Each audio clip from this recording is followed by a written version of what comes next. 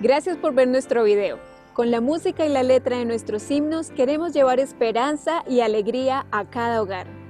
¿Quieres ser parte de este ministerio? Es muy fácil. Solo ingresa tu correo en el link que encontrarás en la descripción y nos pondremos en contacto contigo. ¡Te esperamos!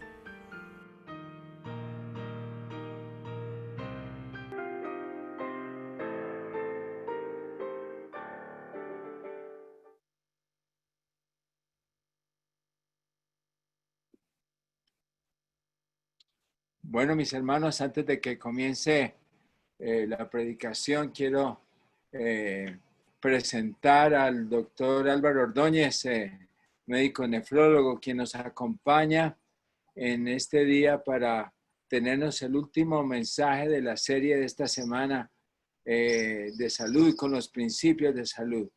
Bienvenido, Álvaro, Dios lo bendiga y gracias por aceptar la invitación. Gracias a Dios.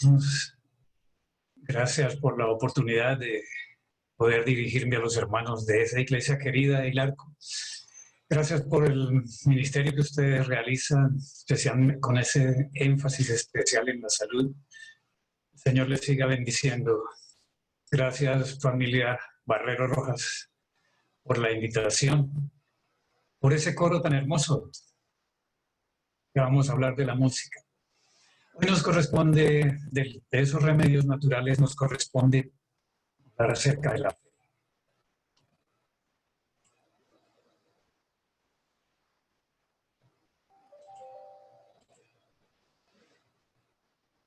Que como un elemento fundamental dentro de nuestra vida física, espiritual, moral, entonces vamos a ver que la fe es el fundamento de toda nuestra existencia. Durante la semana han estado repasando los remedios naturales, los principios de vida, el estilo de vida adventista, que ha sido fundamental para tener un ejemplo ante toda la medicina.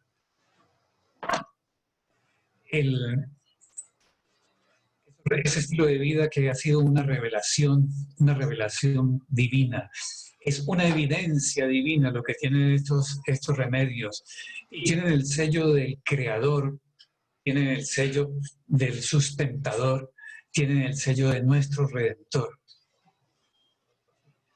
Y como lo dice el Espíritu de Profecía, la salud no depende del azar, depende de nuestro estilo de vida, de nuestra manera de llevar cada uno de estos factores fundamentales en nuestra salud es una obediencia a lo que Dios ha revelado, a lo que Dios ha dejado, a lo que Dios ha dicho. Es el fundamento de nuestra vida física, es nuestra vida espiritual, es nuestra fe, nuestra confianza. Pero sin fe es imposible agradar a Dios, porque es necesario que el que se acerca a Dios crea que Él existe y que recompensa a los que lo buscan. La fe es fundamental en nuestra existencia. No es solamente una creencia, una aceptación o una opinión acerca de las verdades del Evangelio. La fe es mucho más que eso. La fe es, en la práctica, recibir a Cristo.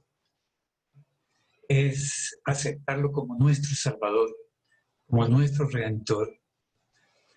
Es algo como lo dice el salmista: yo que creo no perezca. Una razón de vivir, es un factor de existencia. La fe es acudir a su gracia, disfrutar de su gracia, vivirla. Es vivir la gracia, lo que, como decía el apóstol Pablo, lo que ahora vivo, lo vivo por la fe en el Hijo de Dios, de Gálatas 2:20.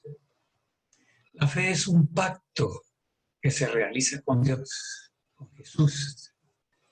Es creer, una correspondencia entre Él y nosotros por fe aceptamos su voluntad, sus mandamientos, su gracia, su perdón. Creer en ese pacto es un pacto de confianza mutua.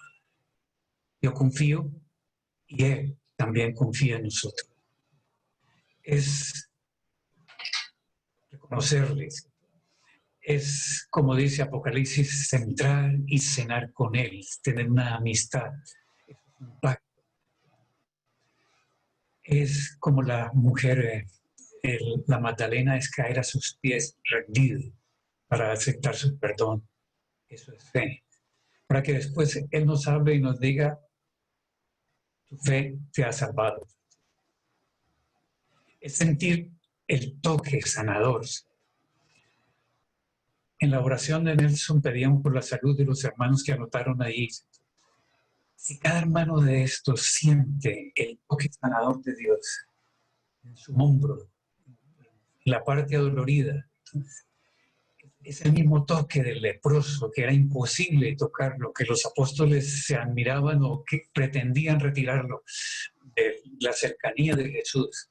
Pero Jesús quita esas barreras y toca al leproso. Jesús quiere tocarlo.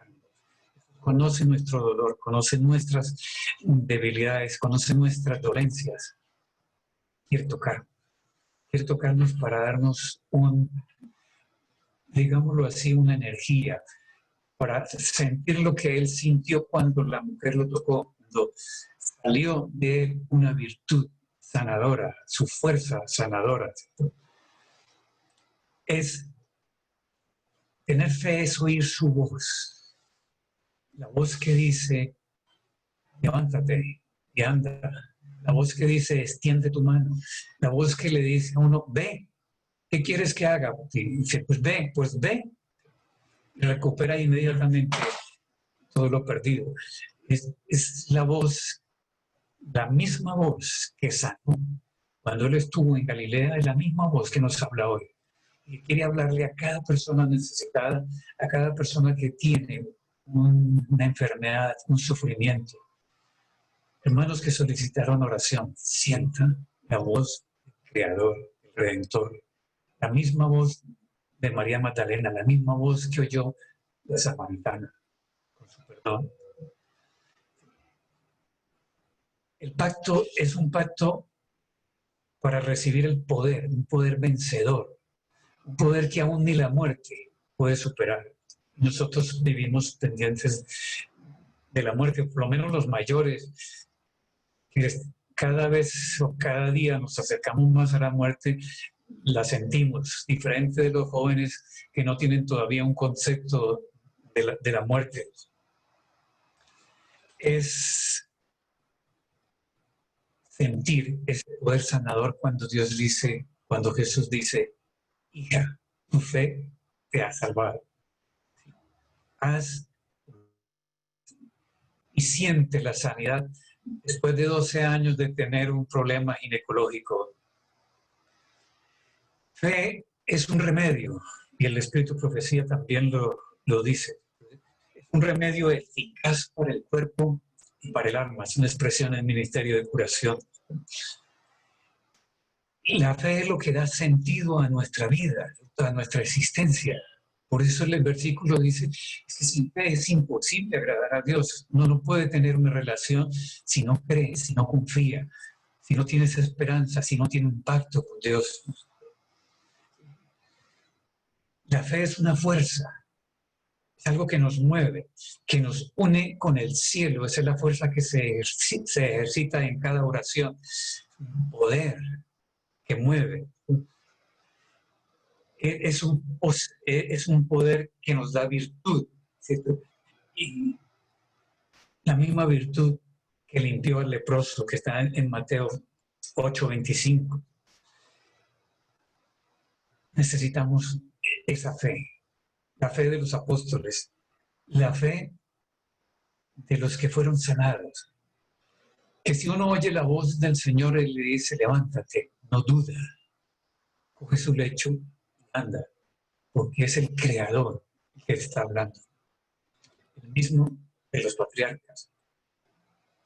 Desafortunadamente el hombre, con su educación griega y su influencia de tanta mitología, hizo una diferencia entre cuerpo y alma y nos metió en las creencias cristianas la existencia de dos seres, uno corporal, ¿sí? Compuesto del polvo de la tierra, y otro etéreo, ¿cierto? Eso no está en la Escritura. Dios creó una sola persona, una sola alma, un individuo que tiene sentimientos, que tiene sobre todo en el cerebro todas estas facultades que lo hacen a la imagen de Dios. Ese cerebro es el que tiene un poder grande.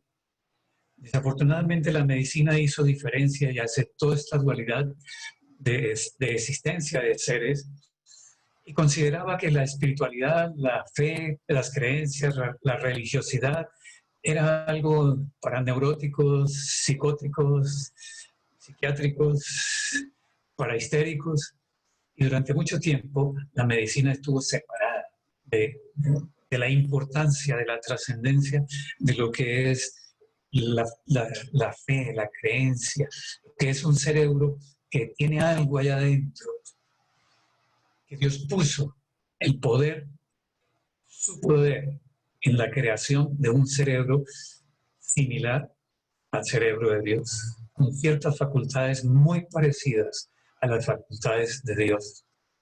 Ese cerebro es poderoso. En medicina se conoce el efecto placebo. Indiferente de la religión, a las personas se le dice que se le está dando un tratamiento que es efectivo.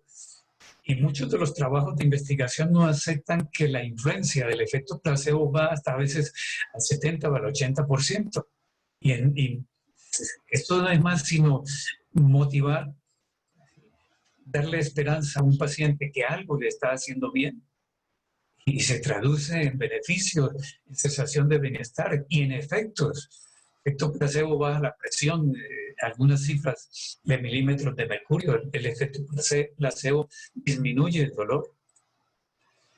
El poder del cerebro mal manejado por el diablo, lo vemos en la historia del vudú. Esto que se practica por allá en las islas del Pacífico Sur, se practica en Haití, aún en Brasil también se practica.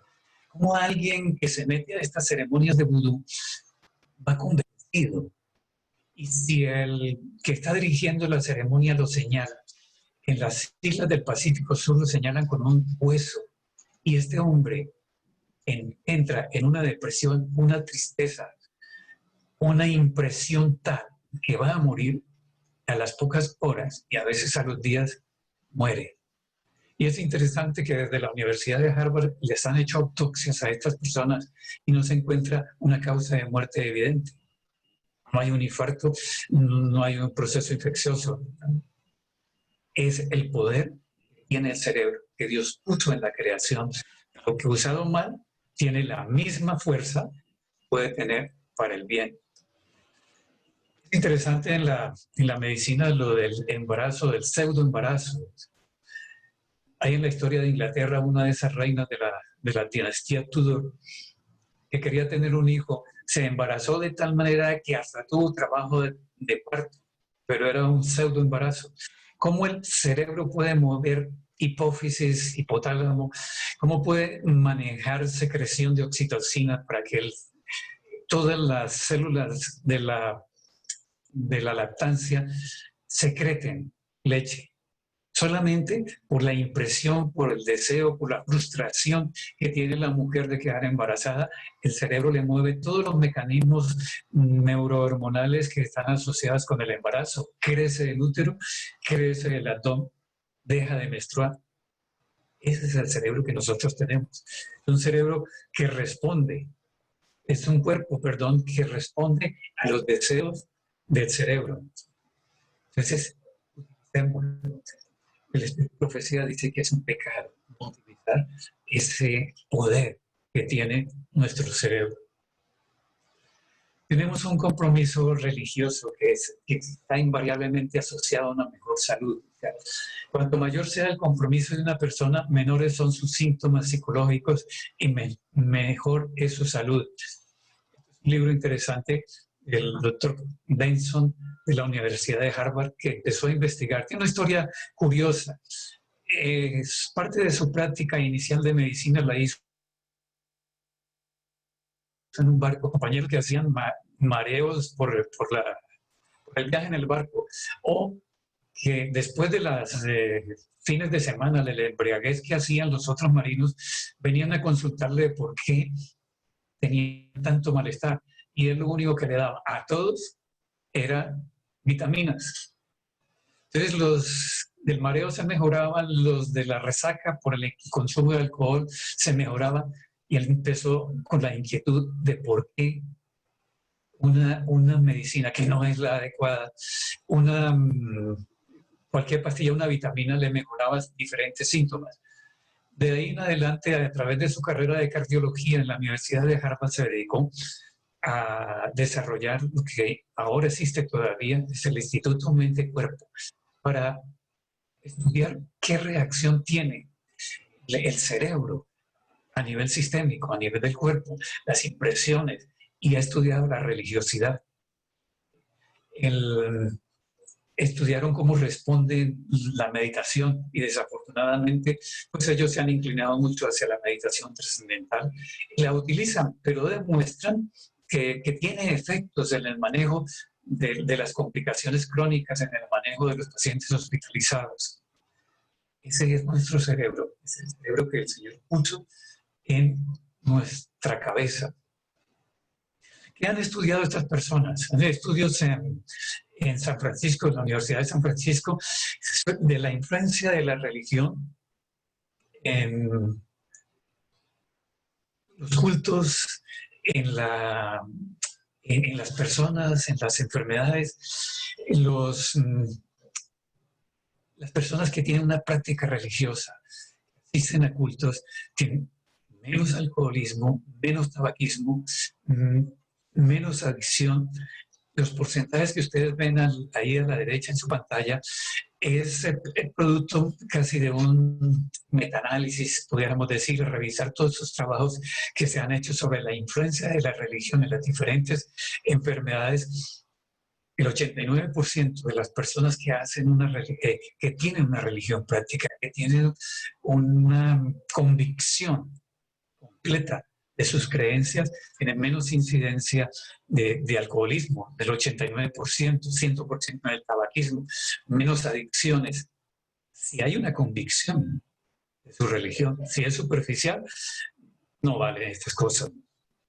Mejor adaptación a la invalidez. Los creyentes aceptan las dificultades, los tropiezos que hay en la vida, menor presión arterial y una mejor supervivencia. Los que tienen una religión tienen el más adaptación a todos esos problemas crónicos de enfermedades que no se quitan, que no se curan, pero las pueden sobrellevar. La hermana María era una mujer con una artritis reumatoidea severa. ¿Qué articulación del organismo no le dolía a esta mujer? ¿Y qué articulación no podía ella mover? Incluso le produjo ceguera el compromiso de la artritis reumatoidea. Cuando uno iba a darle ánimo y a saludarla, la primera pregunta que uno le hacía a la hermana María, ¿cómo está? Muy bien. Y una sonrisa. Una sonrisa. En ese estado solo lo da quien tiene una confianza, una fe en Dios. El culto tiene algunos de ustedes se pueden ver ahí en esa fotografía, y ha sido un coro muy bien organizado y se oye muy bien, Mónica. El culto tiene elementos curativos, tiene elementos como la música, y hay estudios hechos en comunidades religiosas en que el cantar mueve las emociones, y esto lo sabe muy bien en algunas iglesias evangélicas, pero mueve la dadivosidad. Pusieron a las personas en el culto a donar, o digámoslo para nuestros cultos, a recoger los diezmos y ofrendas sin música. Después ponían a cantar, les ponían música y volvían a recoger los diezmos y las ofrendas, y la dadivosidad de las personas aumentaba. O sea, la música no solamente calma, también mueve emociones y mueve la dadivosidad. La oración es un elemento curativo. La oración mueve el cerebro. La oración hace que se crean nuevas comunicaciones entre una neurona y otra. La oración es una comunicación, es más que esa expresión que dice el Espíritu de Profecía, que es la de llevar el corazón, elevar el corazón a Dios, comunicarnos con el cielo. Es conexiones neuronales. ¿Qué hace esto? Eso permite, como lo dice el versículo, creer que ya han recibido todo lo que están pidiendo en oración y lo tendrán. O sea, la oración induce nuevas comunicaciones cerebrales para hacer que la petición sea una realidad. Esto lo sabía el diablo porque él conoce muy bien la fisiología y la neurobiología, y utiliza la ciencia ficción para convencer a las personas que lo que ven, lo que leen es realidad, y trastornarles sus pensamientos. En la Universidad de San Francisco también hicieron un estudio interesante en que primero hicieron de las unidades de cuidado intensivo, las personas que estaban operadas de corazón por revascularización. Cuando menciono revascularización, quiero decir que les han puesto puentes para alguna obstrucción coronaria, o eran personas operadas de válvulas. Por alguna razón tenían daño valvular. Total, les habían realizado una cirugía cardiovascular y estaban en las camas de cuidado intensivo. Ponían a ciertos grupos religiosos, los repartieron en diferentes grupos religiosos, pero que practicaran oración y oraran por el número de las camas. Camas 6, 7, 8, oren. Los grupos religiosos lo hacían, tal vez algunos con fervor, y al tabular los datos sobre la estancia, las complicaciones, la mortalidad de estas personas en cuidado intensivo, producto de las cirugías cardiovasculares, por las camas que oraban, tenían menos complicaciones, menos mortalidad y menor estancia. ¿Cómo explicarlo? Misericordia de Dios. Después hicieron algo interesante, que cada paciente que fuera operado, sometido en esta unidad de cuidado intensivo, que fuera sometido a una cirugía cardiovascular, le permitían que su líder religioso, el rabino, el sacerdote, lo asistiera frecuentemente e hiciera oración con él en su cama. Y encontraron los mismos hallazgos. A quien tenía una asistencia de su líder religioso practicaba oración con él durante su estancia en cuidado intensivo, esas personas tenían menos complicaciones, menos estancia y menos mortalidad. Bueno, Dios ama a todo el mundo. De tal manera amó Dios el mundo que aún personas que no son, a veces nosotros somos demasiado exclusivistas y claro, la oración intercedora es solamente de los adventistas o de los que guardan los mandamientos. La misericordia de Dios es grande. Una madre baja de una ladera gritándole a Dios que no le deje morir su hijo, que su hijo se había quemado por el incendio de la choza y no practicaba ninguna religión, pero solamente había oído hablar de Jesús y le pedía que no dejara morir su hijo. Esa oración se la oyeron y su hijo, a pesar de las grandes quemaduras que tenía, evolucionó bien. Probablemente podemos explicar esta intercesión de esta oración como misericordia de Dios.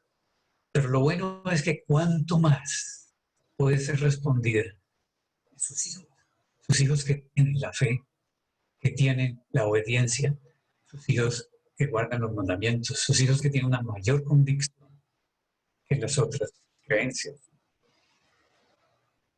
La oración es parte de esa fuerza vital, sanadora. Nuestra parte consiste en orar y creer. Velad en oración. Velad y cooperad con el Dios que oye la oración. Hablad y obrad de acuerdo con vuestras oraciones. Significará para vosotros una infinita diferencia el que la prueba demuestre que vuestra fe es genuina o revele que vuestras oraciones son solo una forma. O sea, la prueba de la respuesta. Probablemente muchas de las respuestas que el cielo está esperando darnos, muchas de las bendiciones que están allá detenidas, es porque solo nuestra oración es de forma. Si hay una respuesta, dice el Espíritu Profecía, palabras de vida del gran maestro, significará para nosotros una diferencia infinita y eso demostrará que nuestra fe es genuina. La otra parte del culto es la meditación. La meditación la han estudiado bien, produce cambios fisiológicos. Este grupo de la Universidad de Harvard se fue a probar en los budistas que hacen meditación. Y les hicieron estudios bioquímicos, les tomaban muestras de laboratorio, les ponían electrodos para registrar presión arterial, frecuencia cardíaca, frecuencia respiratoria, temperatura. Veían cómo la meditación, cómo un monje de estos puede salir al frío, a una temperatura de menos 17 grados centígrados y estarse allí con ropas mínimas meditando, soportar esas cosas, soportar el frío intenso, solamente como los osos hibernando, ¿sí? Bajando la temperatura, bajando la frecuencia cardíaca y están allí horas meditando. Recuerdan que nos han recomendado que nosotros deberíamos meditar por lo menos 1 hora diaria. Y lo ideal sería que las escenas del Calvario pasaran por nuestra mente cada día. La meditación tiene una manera de mover el cerebro, de mover neurotransmisores, de mover sustancias benéficas para nuestro organismo que redunda en salud. Meditación modifica el cerebro.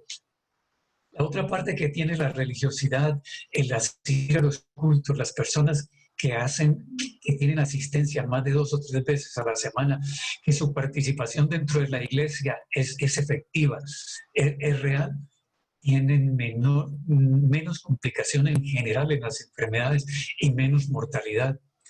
Las mujeres operadas de cadera, cuando una mujer adulta mayor se fractura la cadera, la mortalidad aumenta, la quietud, el riesgo de hacer trombosis, trombosis por la grasa que está en el hueso y trombosis por la quietud, trombosis pulmonares, eso aumenta, o sea, la mortalidad es muy alta después de una fractura de cadera.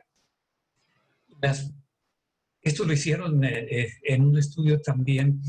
Las mujeres que tenían una creencia religiosa firme, que habían sufrido fractura de cadera, se recuperaban más rápido, caminaban más rápido y más largo, en el proceso de recuperación de la fisioterapia. Estas mujeres con una creencia religiosa firme caminaban más largo, un trecho mayor en la recuperación, menos complicaciones y menos mortalidad que las mujeres que no tenían una creencia religiosa firme, que solo tenían una aceptación de su fe, pero no la practicaban, no la vivían. Las mujeres con cáncer de seno, que se les realizaba quimioterapia, radioterapia o cirugía, quienes creían, les hicieron énfasis en dos palabras: el amor de Dios. Y las mujeres estas estaban tan convencidas de su creencia que tenían más supervivencia, mejor calidad de vida, más adaptación al cáncer, mejor concepto de la muerte, que quienes solo creían que Dios era un castigador, ¿sí?, que no perdonaba. Lo compararon con ese concepto, un Dios injusto que está solamente pendiente del castigo. Quienes creían eso tenían más complicaciones, aún indiferente. Eso es hermoso, indiferentes del grado de compromiso del cáncer. O sea, y aún el cáncer era muy invasivo. Las mujeres con la creencia en que Dios es amor tenían más resiliencia, más capacidad de adaptación a su enfermedad y más aceptación de la muerte. La gratitud, el altruismo, el perdón, son facultades que Dios ha puesto en nuestro cerebro, la salud. Esto es bien importante. Las áreas de nuestro cerebro que funcionan cada vez que uno recibe un estímulo. Uno no debe tener estímulos negativos. El capítulo se lo recomiendo a alguien que tenga alguna depresión, algún problema.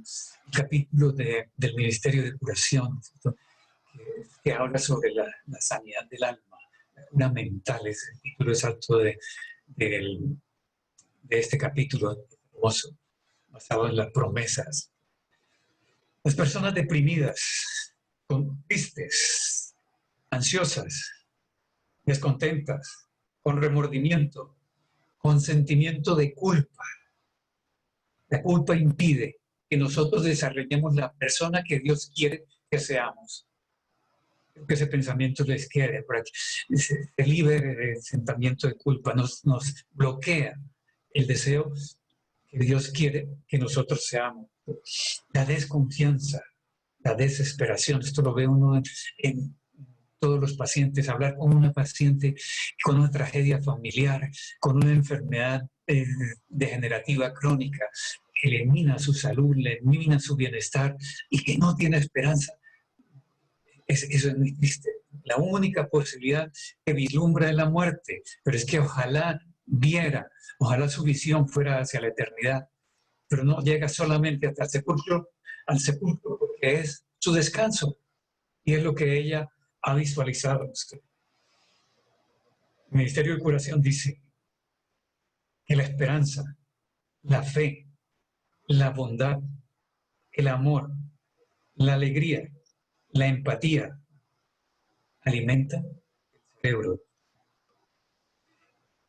La esperanza en mantener un futuro, ¿sí?, una esperanza que nos dé una visión de fe. Eso es una esperanza. Pobre gente la que está encerrada en las casas con esta pandemia. 4 paredes. ¿Con qué futuro? ¿Con qué? El virus no va a desaparecer. El virus se va a quedar. Y la amenaza, y cada vez que ven noticias, y los mayores de 55 años, 65 años son los que se mueren. Y yo tengo 75 años y una enfermedad con hipertensión, diabetes, insuficiencia cardíaca, que son las que me dan la susceptibilidad a la muerte. ¿Con qué esperanza yo salgo? ¿A qué? ¿Buscar la muerte? Danos gracias a Dios que nosotros tenemos una visión del futuro. Una visión de esperanza que Dios está ahí, no importa el dolor, el sufrimiento. En la historia de Job, cuando descubre quién es Dios, es un Dios de amor que no le ha mandado la enfermedad. Y acepta con alegría que él está enfermo, pero tiene la suficiente seguridad de que Dios lo está acompañando, ¿cierto? Que Dios siente el dolor que nosotros sentimos. Esperanza no es un sentimiento como lo venden en los programas estos de mejoramiento personal. Es un fundamento en el amor de Dios, en el eterno, incambiable amor de Dios. Eso es lo que nos da a nosotros. El amor que Dios nos ha dado, que se refleje en nosotros, el amor hacia los demás. Esas expresiones con amor eterno, te he amado. Si nosotros entendiéramos ese calificativo de eterno, es imposible comprenderlo.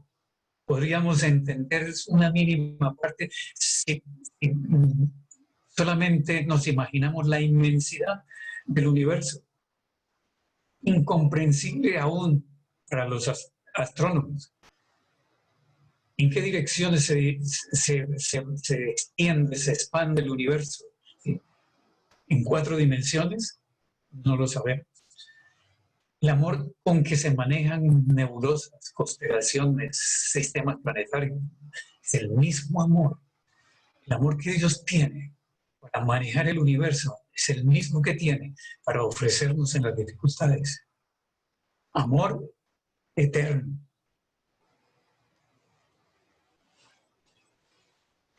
La alegría que esto produce emoción, ¿no? Pensar que es tan inmenso que pueda alcanzarme a mí, un ser insignificante. ¿Recuerdas la historia del romano que se le acerca al Señor y vienen los judíos, los dirigentes? Este Señor nos ha ayudado con la sinagoga, ayúdele, Señor. Pero él había sido una persona importante en su comunidad. Le dice, Señor, si ellos le han dicho que yo soy digno de sus mensajes, de su bondad, de sanar a mi siervo, Señor, yo no soy digno de esto, yo soy simplemente alguien que ni siquiera puedes entrar en mi casa. Esa es parte del amor de Dios, la aceptación de tal como nosotros somos. La alegría, un cerebro que tiene alegría, hermanos. El Señor nos hizo nosotros para ser alegres. Ustedes recuerdan la expresión de Proverbios, dice que el corazón alegre hasta engorda los huesos, ¿no? En Proverbios 17:27. Y en Proverbios 15:15 es una expresión también, búsquenlo y lean. Dice que es un banquete de alegría, o sea, uno debe vivir contento, feliz. La historia de la hermana María, viva feliz. Una hermana que olvidé su nombre me pregunta alguna vez, hace algunos años, ¿qué hago? A mí me están sacando agua permanentemente de los pulmones y vengo cada 2 días aquí al hospital y no me dicen qué tengo y solamente me meten una aguja aquí por el lado derecho, me sacan agua. Dígame qué tengo. Le miro la historia y le digo, hermana, usted tiene un cáncer. Tenía un cáncer de seno invasivo al pulmón y el agua que le sacaban era el producto de las metástasis de la invasión del pulmón. Y me pregunta la hermana, ¿me voy a morir? Le digo, sí, hermana, se va a morir porque ya no hay quimioterapia, ya no hay radioterapia. Y se levanta esa hermana con esa alegría, con esa seguridad. Me dice, gracias, ya sé que me voy a morir. Eso es confianza, seguridad amor y alegría. La empatía no debe ponerse en los zapatos de los demás. La empatía es parte de las facultades mentales que Dios puso. Dios nos entiende porque Él vivió en medio de los hombres, sabe nuestros sufrimientos, sabe la capacidad que podemos soportar de cargas. Él tiene empatía y puso esta facultad en el cerebro nuestro. Estos trabajos son interesantes. Lo que ustedes están viendo ahí es una imagen de imágenes hechas con una resonancia magnética funcional en personas que les hicieron un trabajo. Las pusieron a ver videos documentales de alguien que había sufrido durante el Holocausto, la Segunda Guerra Mundial. Ellos grabaron esas imágenes, esas vivencias, y les pidieron que se encarnaran en la vivencia que había tenido el personaje del video. Eran personas de que alguien los libró de los nazis, los escondió, alguien les dio comida, vestido, o algunos de ellos la expresión que tuvieron cuando los liberaron los rusos o los liberaron los aliados.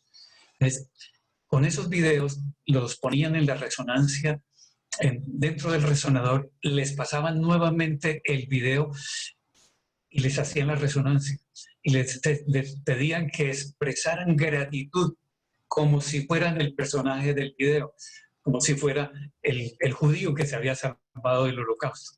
Y veían estas áreas que están en las partes inferolaterales del cerebro, del lóbulo frontal, cómo se iluminan, cómo se activan cuando la persona expresa gratitud. Es una facultad que Dios puso en nuestros cerebros. Eso estaba en la Biblia, eso no es nuevo, en Efesios 5:20, y dando siempre gracias a Dios, gracias por todo, al Dios y Padre, en el nombre de nuestro Señor Jesucristo. O sea, la gratitud es una expresión de salud. Desde las primeras oraciones, nuestra vida es gratitud, gratitud a Dios, y eso es parte de la vida. La otra parte importante dentro del que Dios puso en las facultades, mentales, en nuestro cerebro y especialmente en el lóbulo frontal, para que nosotros seamos un grupo social. Y parte de esos elementos de culto es lo que mencionaba en la oración, la coilonía, la amistad, la hermandad que existe. Las personas a veces no se mejoran tanto porque tengan un estilo de vida, no fumen, coman bajito de sal, hagan ejercicio. En algunos estudios se ha demostrado que es más importante la función social. En un estudio cerca de Nueva York con unos italianos que eran sinvergüenzas, bebían, fumaban, y después de medirles colesterol, triglicéridos, hipertensión, los compararon con la población vecina, que era básicamente de americanos rígidos, no fumaban, no bebían, hacían ejercicio.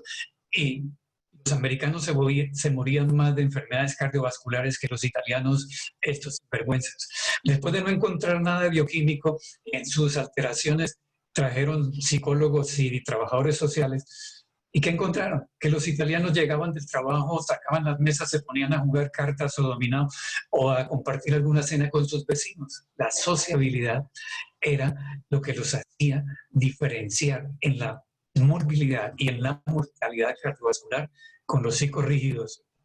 No estoy diciendo que nosotros debemos ser así tan liberales en nuestras facultades, sino que Dios puso en nuestro cerebro la necesidad de ser hermanos, de ser sociables, de ayudar. La iglesia es un instrumento de ayuda, no solamente para las personas que vienen cargadas, que vienen con penas.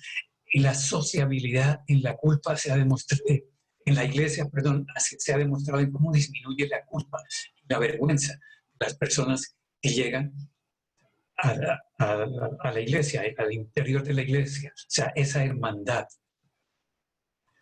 El Señor puso en nuestra genética, y esto es hermoso, desde antes de la concepción, nosotros tenemos una función cerebral que el Señor la iba dirigiendo. El Salmo 139, 13 dice, vieron los ojos, y el Señor estaba siguiendo todo el proceso embriológico desde el óvulo y el espermatozoide hasta ser un ser formado completo. Desde antes de nacer está nuestra protección. En resumen, ¿qué beneficios tiene la religión? Genéticos, ya los veíamos.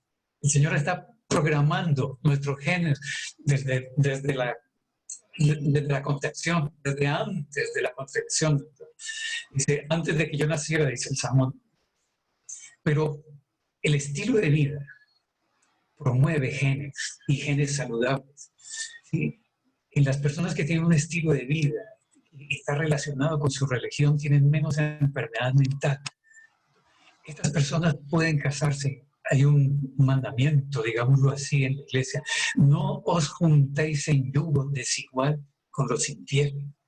¿Por qué? Porque el infiel que no ha tenido un estilo de vida, el infiel que no tiene un concepto de fe, de responsabilidad con su organismo ante el Creador, ante el Redentor, no desarrolla genes saludables. Una pareja que tiene el mismo estilo de vida, que tiene la misma visión, estos genes se desarrollan y se expresan en salud. Jóvenes, no os juntéis en yugo desigual con unos genes desiguales porque se expresan con enfermedad. La religión tiene, esto tiene evidencia científica, más que la evidencia espiritual, digamos, de que es completa, total, ¿sí? Que es la que solo nos llevaría a nosotros a confiar. Pero si alguien quiere que las piedras hablen, la medicina habla. La medicina ha demostrado que la religión es fundamental de la salud. Tiene efectos biológicos, enfermedades degenerativas crónicas, menos insuficiencia cardíaca, menos infarto, menos hipertensión, menos cáncer, menos diabetes, menos enfermedades inmunológicas en la persona que cree, confía y tiene un estilo de vida que es responsable con su creador. Le han medido los marcadores de inflamación, todas las citoquinas en las personas que practican una fe y tienen menos inflamación. Los efectos psicológicos, ya hemos mencionado algo sobre el manejo del estrés. ¿De qué me afano? ¿Qué me preocupa? Si Dios me ama, si Dios me lleva a escuchar y pido los ojos de Dios, ¿de qué me preocupa? ¿Que me salió cáncer? Bueno, ¿me voy a morir? Sí, pero es que tengo la esperanza de la salvación, la esperanza de la resurrección. Entonces, ¿qué me estresa?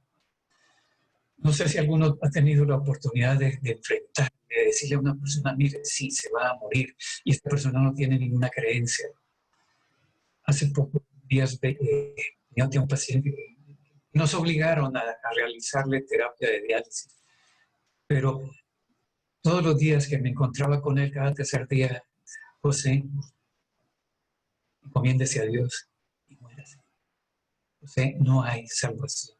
Pero era no sé cómo hubiera sido su pasado, era difícil interrogarlo porque todo era un lecho de dolor con unas úlceras en la pelvis, abajo del estómago, un mal olor, una infelicidad. Afortunadamente, gracias a Dios, descansó. Tenía una angustia por morirse. Eso no se ve en el cristiano que cree, que tiene fe. El perdón enferma, el perdón produce resentimiento, eso evoca liberación de hormonas, liberación de adrenalina, es una persona hipertensa, angustiada, temblorosa, con una actividad simpática exagerada. Perdón, si Dios nos ha dado perdón, ¿por qué no concedérselo a esa persona? Tener un concepto de Dios, de un Dios de amor, ya les mencioné lo de las mujeres con cáncer, tener un concepto que es Dios, en relación con nosotros, un elemento saludable. Esto es sacado de los trabajos de investigación. La religión tiene un efecto social, ¿no? El cuidado de los padres, no abandonarlos por ahí en los asilos, la reciprocidad. Los padres dieron amor, cosechan amor con sus hijos. La estabilidad matrimonial, la vida marital es mucho más estable cuando se tiene una fe religiosa y cuando los dos son parte de la misma creencia. El apoyo social, fundamental, ya lo mencionábamos. Entonces, el tener un grupo social es fundamental. El participar en los elementos terapéuticos del culto es fundamental. Los factores ambientales, la religión tiene que ver con el cuidado intrauterino. Gracias a Dios que nuestras madres y nuestras esposas han estudiado conducción del niño, la influencia prenatal en ese desarrollo, en ese proceso biológico. Y qué riqueza. Mire lo que nos dice la medicina ahora. El cuidado intrauterino es muy importante y es derivado de la creencia religiosa. Una infancia sana. Esa juventud de ahora que se levanta, los padres descuidados, padres que no le dan creencia a sus hijos. Los hijos, un buen porcentaje de los hijos de los judíos siguen su religión porque los padres se le enseñan. Los que menos siguen la religión son los hijos de padres evangélicos. Y el 70% de nuestros hijos se retiran de la iglesia. Eso es para meditar. La religión influye en los grupos de apoyo, en tener oportunidad, influye individualmente en nuestro comportamiento, en la toma de decisiones. No la tomamos nosotros porque hemos entregado nuestra voluntad a Dios y Dios dirige a través del Espíritu Santo el lóbulo frontal para tomar las decisiones. Hace que hagamos elecciones sanas en nuestra vida, tengamos un autocontrol.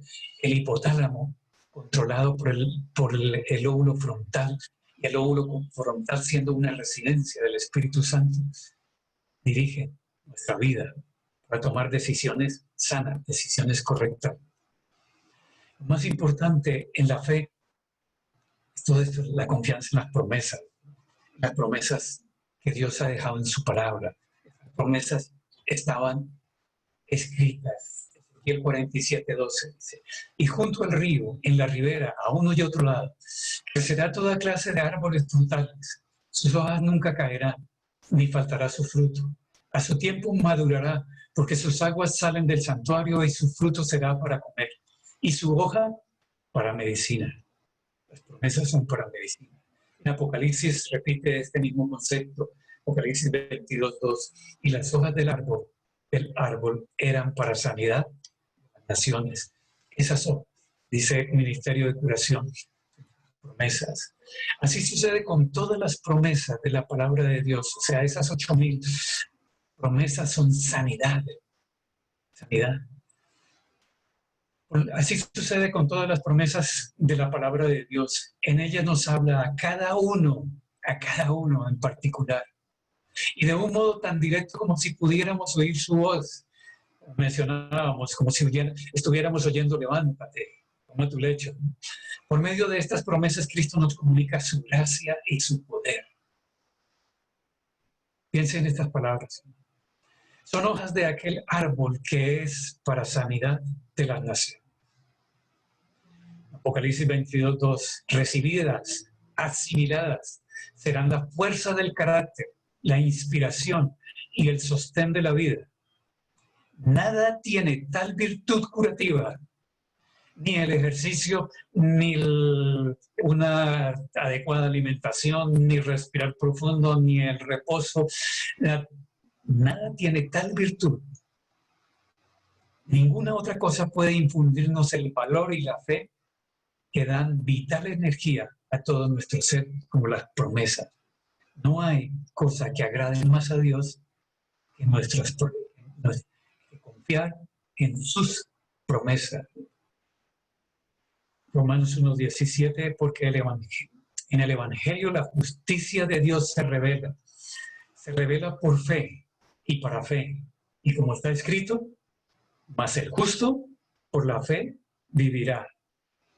Si esto fue escrito en griego, podíamos cambiarle la acentuación y decirle: mas el justificado por fe sea, hemos confiado en Dios, hemos confiado en su poder, hemos confiado en su perdón, en su amor, en su misericordia, en su guía, en que nos dirige nuestras vidas, que nos orienta. Eso nos da vida, vida eterna. Necesitamos una fe para cuidar nuestro cuerpo, para entender que nuestro cuerpo pertenece a Dios, que no es nuestro, comprado sois por precio. Mire que la fe es lo que nos permite practicar el resto del estilo de vida. Si yo hago ejercicio, estoy haciendo ejercicio no para mejorar mi rendimiento cardiovascular, no para mejorar mis defensas, no para tener una mejor digestión, detener el envejecimiento. Yo hago ejercicio porque estoy alabando a Dios, porque tengo fe en mi cuerpo que pertenece a Él, porque la vida no es mía, he sido creado. Él me creó para gloria mía, los he creado. Isaías 43. La fe es la que da razón de mi existencia, de mi vida, de tener un estilo de vida. La fe es lo que me permite aceptar que Jesús pagó un precio por mi cuerpo, sangre, por mi cuerpo. La fe es lo que me permite aceptar que el Espíritu Santo vive en mi cuerpo. No sabéis que sois templo del Espíritu Santo. ¿Sí? La fe es lo que Dios espera de mí, que sea recíproco, que yo tenga un pacto con Él. Como Él me cuida, yo me cuido y cuido la obra de su creación. La fe es lo que me permite aún en la muerte, como Jacob, cuando sabe que va a morir, llama a sus hijos y les da la bendición. Como José, cuando sabe que va a morir, le dice a sus hijos y a sus hermanos: lleven mis restos de aquí y los entierran al lado de mis padres. Sabía que iba a morir. La fe es lo que le permite a Moisés subir al monte y no huir del compromiso de la muerte. La fe es lo que me permite tener la seguridad de que este cuerpo va a resucitar. La fe es eternidad. Me permite visualizar que Dios me va a dar la eternidad. El Señor les bendiga, hermanos. Permita que esto haya sido un estímulo para ustedes, no solo para realizar todo ese estilo de vida que tuvieron hoy los compañeros, los colegas, que tuvieron en la semana, practicándoles, diciéndoles, amonestándoles, usted lo pueda practicar y vivir. Y sobre todo, tener una vida de fe por la eternidad. Dios le bendiga. Doctor Ordóñez, muchísimas gracias por ese sermón. Y para finalizar vamos a entonar el himno 388.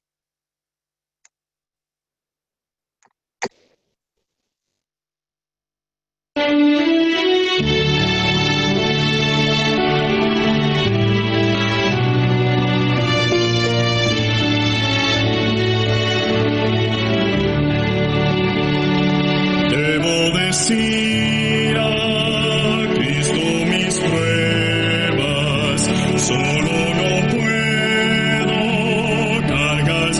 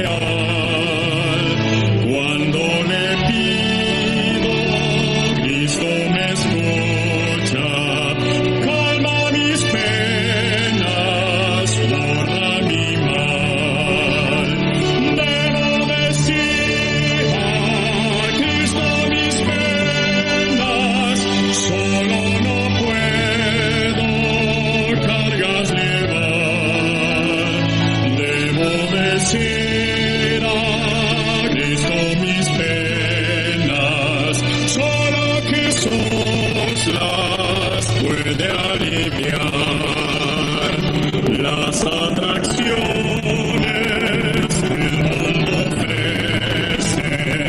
Tienta mi alma para pecar.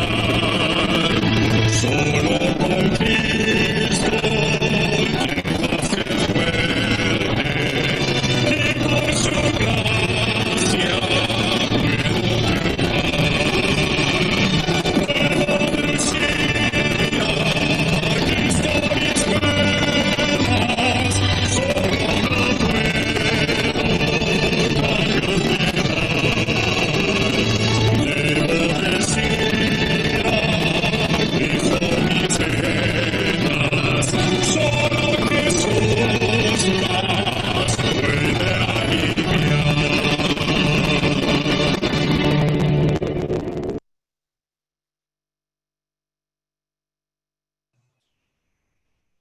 Ya terminó el himno. Ya terminó el himno.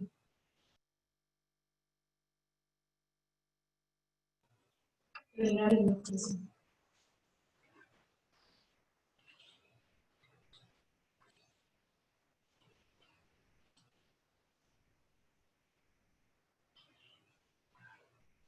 Gracias.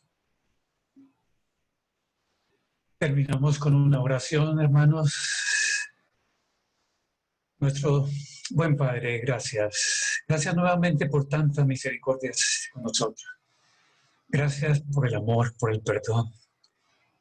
Gracias por haber puesto en nuestro cerebro parte de las facultades mentales, parte de tu naturaleza, Padre. Y gracias por tu Espíritu. Permítanos que nosotros desarrollemos todas estas facultades mentales para tu gloria, para nuestra salvación, para la salvación de los demás. Permítanos desarrollar estas facultades mentales a tu semejanza, para que algún día el carácter de Cristo pueda reflejarse en nuestras vidas, Señor, y la eternidad sea una vivencia nuestra.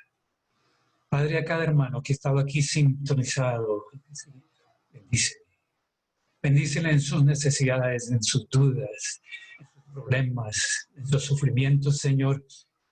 Manifiéstate con él. Tu mano poderosa les haga sentir que tú estás a tu lado. Que tu infinito amor asiste a cada necesitado, como si no hubiera nadie más en el universo, Padre. Que tú cuidas de él. Padre, gracias por el sábado, por el descanso. Cristo.